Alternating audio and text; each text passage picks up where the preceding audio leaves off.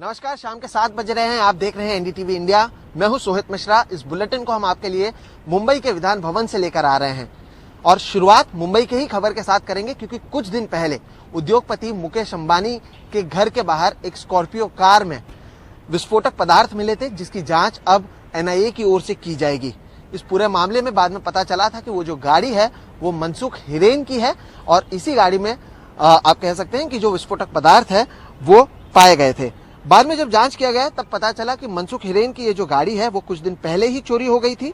इस वाकये में थोड़े ही दिन बाद मनसुख हिरेन का शव भी मिला। मुंबई एटीएस ने इस मामले में हत्या का केस दर्ज किया है।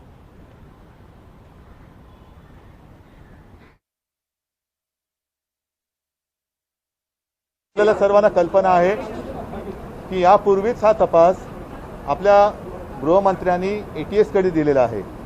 जर का त्या व्यतिरिक्त एनआयए कडे हा तपास घेण्याचा डाव केंद्राचा असेल म्हणजे नक्कीच ह्याच्यामध्ये काहीतरी त्यांचं काळबेर आहे आणि हे काळबेर आम्ही सुद्धा जो काही तपास करतोय त्या तपासातून आम्ही उघड केल्याशिवाय राहणार नाही। मात्र जशी ही एक चौकशी आहे त्याचप्रमाणे राज्य सरकार अत्यंत गांभीर्याने मधल्या काळात जे सिल्वासाचे खासदार मोहन डेलकर, खरं म्हणजे हा सुद्धा विषय खूप गंभीर आहे, पण त्याविषयी कदाचित आमच्या विरोधी पक्षाला बोलायला तोंड नहीं है। उसका इन्वेस्टिगेशन हमारी एटीएस कर रही थी, लेकिन आज केंद्र शासन की जो संस्था है एनआईए, उन्होंने वो तपास अपनी तरफ लिया है। अभी ये जो केस मुकेश अंबानी साहब का जो मकान है एनटीबीआई, इसका जो केस एनआईए ने लिया है उनका अधिकार है। वैसे महाराष्ट्र पुलिस एटीएस बहुत अच्छी तरीके से उसका इन्वेस्टिगेशन कर रही थी। जो भी सच है वो पूरा खंगारने की पूरी कोशिश कर रही थी, पर अभी एनआईए ने लिया, उन्होंने जांच लेने का उनका अधिकार है। लेकिन बाकी जो इन्वेस्टिगेशन है मनसुख हिरेन का और गाड़ी जो चोरी गई थी उसका इन्वेस्टिगेशन एटीएस कर रही है। देखिए, मुझे इसकी जानकारी नहीं है, पर आप लोग अगर बता रहे हैं तो हो सकता है कि वो एनआईए को गया हो। तो मेरा मानना ऐसा है कि हम तो राज्य सरकार से ये चाहते थे, क्योंकि इसमें टेरर एंगल है, तो टेरर एंगल के कारण वो जाना चाहिए था। अगर वो लिया होगा तो ठीक ही है। आगरा में एक सिरफिरे ने एक 19 साल की लड़की और उसकी मां की चाकू से गोद कर हत्या कर दी। आरोप यह है कि जो आरोपी है वो एक लड़की को चाहता था, लेकिन उसकी सगाई कहीं और कर दी गई। इस हत्या के बाद आरोपी फरार है, तो वहीं पुलिस की ओर से आरोपी की तलाश की जा रही है। जिससे मोहब्बत करता था उसे इतनी बेरहमी से चाकुओं से गोद दिया कि देख के दिल दहल जाए। आरोप है कि गांव का लड़का गोविंद रात के वक्त चाकू लेके उनके घर में घुसा। पहले 50 साल की शारदा देवी को चाकू मारे। इस पे उनकी बेटी कामनी जागकर चीखने लगी तो उसे चाकुओं से गोद दिया।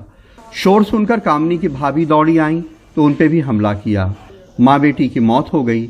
भाभी जख्मी हालत में अस्पताल में भर्ती हैं। हम वहाँ से भाग के आए तो यहाँ पे देखा हमारी भतीजी पड़ी थी, पीछे देखा वहाँ पे भाभी पड़ी थी। किसने हमला किया है? हमलावर भी हमारी चाची पड़ोस में रहती हैं, तो बता रही थी वो राम नरेश का लड़का है और उसका नाम वो है, क्या नाम है, गोविंदा। क्या कोई पुरानी रंजिश रही या क्या मामला रहा? हाँ, हमारे भतीजे में और उसमें एक बार झगड़ा हुआ था। खबर मिलते ही बड़ी तादाद में पुलिस फोर्स मौके पर पहुंच गई। आगरा के आईजी, एसएसपी और दूसरे बड़े अफसरों ने घटनास्थल पे जांच पड़ताल की। गांव वालों ने बताया कि शोर सुन के जब वे जमा हुए तो कातिल फरार हो गया। इस घटना को गोविंद नाम के युवक, जो कि घटनास्थल से मात्र 50 मीटर दूर उसका घर है, उसके द्वारा रात में कारित किया गया है। अभी तक की जो पृष्ठभूमि निकल के आ रही है, यह युवक मृतक परिवार की एक बेटी से इश्क में था, उसके साथ प्रेम प्रसंग था और इसी बात से रुष्ट होकर उसके द्वारा इस घटना को अंजाम दिया गया है। कामनी के पिता गुजर चुके हैं। उसके 2 भाई हैं। एक भाई बाहर रहते हैं, जिनकी पत्नी घर में थी। गोविंद ने उन्हें ही चाकू मारा है। मौके वारदात से पुलिस की फॉरेंसिक टीम ने सैंपल्स लिए हैं और पुलिस सबूत जुटा रही है। इस बात के चश्मदीद साक्षी भी हमें मिले हैं, जिनका भी हम लोग स्टेटमेंट रिकॉर्ड कर रहे हैं। 5 टीमें हमारी सक्रिय हैं इस युवक की गिरफ्तारी के लिए और निश्चित ही हम इस युवक की जल्दी गिरफ्तारी सुनिश्चित कर लेंगे। अपराध करने के लिए बेखौफ होना एक मुद्दा है, लेकिन इस बात का भी मनोवैज्ञानिक अध्ययन जरूर होना चाहिए कि जिससे इतनी मोहब्बत करते हों कि उसे खोना नहीं चाहते, उसको चाकुओं से काट के इस तरह कैसे मारा जा सकता है। आगरा में नसीम और लखनऊ में कैमरामैन राजेश गुप्ता के साथ कमाल खान, एनडीटीवी इंडिया। तो वहीं बाटला हाउस एनकाउंटर मामले में दिल्ली के साकेत कोर्ट ने आरिस खान को दोषी करार दिया है। 15 मार्च को उसकी सजा पर फैसला किया जाएगा। आरिस खान बाटला हाउस एनकाउंटर के बीच फरार हो गया था। उसे फरवरी 2018 में गिरफ्तार किया गया। आरिस पर देश में कई जगह बम धमाकों का आरोप है, जिनमें 165 लोग मारे गए।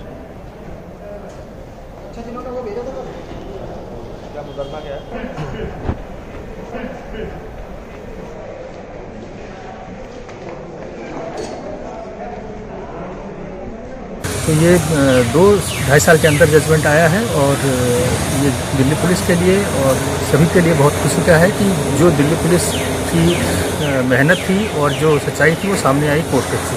सर, अदालत ने ये माना है कि जो इनकाउंटर में मोहन सिंह शर्मा की शहादत हुई थी उसके लिए इसको 302 का हत्या का आरोपी बनाया है। जी हाँ, जो कन्विक्शन जो जिस सेक्शन में चार्जशीट हुई थी ऑलमोस्ट सारे सेक्शंस के अंदर इसको सज़ा हुई है। तो वो शहीद मोहन सिंह शर्मा हैं, उनकी जो शहादत हुई थी उसके लिए कन्विक्टेड है, कन्विक्शन किया गया है और ऐसे ही एक हेड कांस्टेबल के ऊपर इसने फायर किया था, उसकी भी सज़ा इसको हुई है।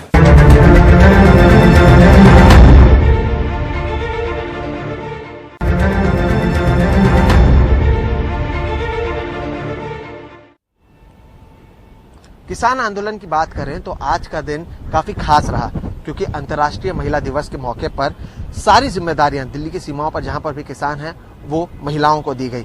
चाहे सिंघू बॉर्डर की बात करें, टीकरी बॉर्डर की बात करें, मंच पर जो बात कर रहे थे, जो वक्ता थे, वहां से लेकर जो मंच के नीचे बैठे हुए श्रोता, सभी महिलाएं थीं। और इस मौके के लिए अलग अलग जगहों से हजारों की संख्या में महिलाएं धरना स्थल पर पहुंची थीं। सिंघू बॉर्डर पर महिलाओं के पहुंचने का सिलसिला थम नहीं रहा था। दिन भर ऐसे ही चलता रहा। पहले आंदोलन स्थल पर पहुंची, फिर मंच के पास इनका सैलाब दिखा। मंच के पास पुरुषों की नो एंट्री रही। पुरुष मंच के पास ग्रिल के बाहर रहे। इसी भीड़ में 1.25 साल की बच्ची को लिए संदीप कौर दिखी, जो लुधियाना से अपनी पति के साथ आई हैं। मैं तो यही कहना चाहती हूँ, जो भी मोदी सरकार कर रही है हमारे साथ गलत कर रही है, उसको छेती से छेती हमारे जो बिल है, काले कानून पास किए हैं, उसको वापस लेना चाहिए। हमें इस आंदोलन का भाग जरूर बनना चाहिए, क्योंकि किसी दिन इतिहास में लिखा जाएगा हमारा नाम भी कि हम छोटी बच्ची के साथ आंदोलन में गए थे। लुधियाने में बिजनेस करती हूँ और एक किसान की पत्नी भी हूँ, इसलिए मैं बिजनेस छोड़ के आई हूँ। तो इसलिए मोदी सरकार को चाहिए कि जल्दी से जल्दी कानून वापस ले लें, हम आपको अपने सब काम पे जाएं और आपको अपना सारा जो भी बीबी जो भी औरतें बैठी हैं वो अपने काम पे जाके काम संभाल लें। फतेहगढ़ साहिब की जसदीप बीकॉम फाइनल ईयर की छात्रा हैं। ये अपने परिवार के 7 लोगों के साथ आई हैं। जिम्मेदारी के तौर पर गेट पर पहरा दे रही हैं। अन्नदाता मेरे पापा किसान ने, है ना, ते सानू पता कितनी मेहनत हुंदी आ। मैं एवें नहीं कहती कि मैं बड़ी हाई क्लास फैमिली ते, मैं मिडल क्लास फैमिली तो असी 3 भैन भाइयां ते खर्चा किहदे बलबूते ते चलदा है, खेती दे।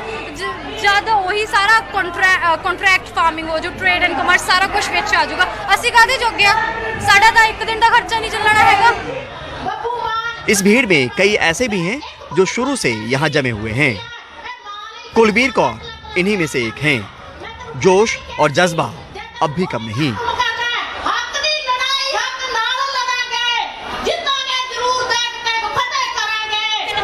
हो गए पर मैं शुरू तो यहाँ थे। ये नारी शक्ति का जोश है जी, नारी शक्ति है कि जो पूरे ब्रह्मांड को चलाती है। शक्ति तो बिना कुछ नहीं हैगा। इस पर कहते सानू नारी शक्ति ਨੂੰ 8 मार्च ਨੂੰ ਸਾਨੂੰ ਦਿੱਤੇਗੀ स्टेज। ਅਸੀਂ भी फिर मोदी तो कहना चाहते हैं भी साड़ी शक्ति कितनी है, नारी शक्ति बहुत ताकतवर है। एक तरीके से मजबूती दिखाने के लिए, कंधे से कंधा मिलाने के लिए। हाँ जी, ਅਸੀਂ अपने भाई बहनों के साथ कंधे से कंधा मिला के खड़े हैं और खड़े रहेंगे। हमेशा पीछे नहीं हटेंगे, हम कानून रद्द करा के जाएंगे। इन सैकड़ों महिलाओं से इनकी शक्ति का आकलन ठीक नहीं, क्योंकि आंदोलन के शतकीय पारी में इनकी भूमिका हर दिन की है, चाहे वो यहाँ डटकर हो या फिर दूर घर रहकर, क्योंकि परिवार का अगर कोई पुरुष इस आंदोलन को मजबूती दे रहा है तो घर में हिम्मत और साथ इन जैसे महिलाओं से ही, चाहे वो पत्नी के तौर पर हो, बहन के तौर पर हो या माँ के तौर पर हो, वो मिल रहा है। तो सिर्फ एक दिन नहीं, हर दिन इन्हीं का है। टिकरी बॉर्डर पर भी जोश और उमंग में कोई कमी नहीं। कई महिलाएं घर बार छोड़कर आई हैं, पर यहाँ भी पूरा परिवार है। कुछ तो बच्चियों को गोद में लिए आंदोलन को मजबूती देने पहुंची। इंटरनेशनल वुमेन डे पे हमने जो 3 कानून है खेती संबंधी बनाए गए, उनके खिलाफ औरतों को इकट्ठा किया है, क्योंकि ये जो अंतर्राष्ट्रीय औरत दिवस है ये भी संघर्षों का प्रतीक है। मेला दिवस तो ਅਸੀਂ ਉਸ ਦਿਨ ਮਨਾਵਾਂਗੇ ਜਿੱਦੇ ਅਸੀਂ ਇਹ ਮੋਦੀ ਨੂੰ ਹਰਾ ਕੇ ਤਿੰਨੇ ਕਾਨੂੰਨ ਵਾਪਸ ਕਰਾ ਕੇ ਜਿੱਤ ਕੇ ਆਪਦੇ ਘਰਾਂ ਨੂੰ ਵਾਪਸ ਜਾਵਾਂਗੇ। ਸਾਡੇ ਇੱਥੇ ਇਕੱਠੇ ਹੋਣ ਦਾ ਹੀ ਮਕਸਦ ਹੈ ਜੋ ਕਿ ਕਾਲੇ ਕਾਨੂੰਨ ਹਨ ਉਹਨਾਂ ਨੂੰ ਵਾਪਸ ਕੀਤਾ ਜਾਵੇ। टिकरी बॉर्डर पर महिलाएं घरों से निकलकर अपने बच्चों के साथ यहाँ पर पहुंची और यहाँ पर अंतर्राष्ट्रीय महिला दिवस पर यह संदेश दिया कि वो किसानों के आंदोलन को लेकर न सिर्फ एकजुट हैं, बल्कि पुरुषों के साथ कंधे से कंधा मिलाकर खड़ी हैं। टिकरी बॉर्डर से मुकेश सिंह सेंगर के साथ, सिंगू बॉर्डर से सचिन गुप्ता के साथ परिमल कुमार, NDTV इंडिया।